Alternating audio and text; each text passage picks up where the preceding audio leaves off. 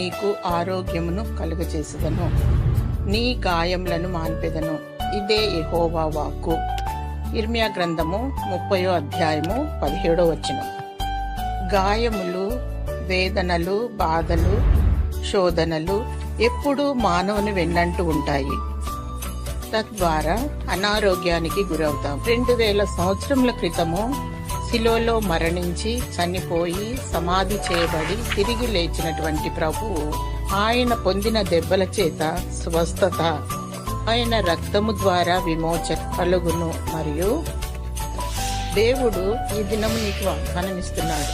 స్వస్థపరచు యెహోవాను నేనే అని అభయమిస్తున్నాడు.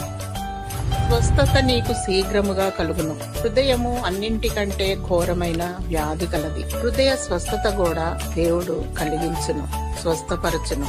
దేవుని ప్రార్థించు, శరీర స్వస్థత మరియు హృదయ స్వస్థత దయచేయును. మనము నోటితో అడిగినచో దేవుడు శీఘ్రమే తన స్వస్థత నీకు దయచేయును. యేసు నామములో తక్షణమే స్వస్థత నీకు లభించును. దేవుని స్తుతించు. దేవుడు నీకు స్వస్థతను, జీవమును అనుగ్రహించి దీవించునుగాక. ఆమేన్.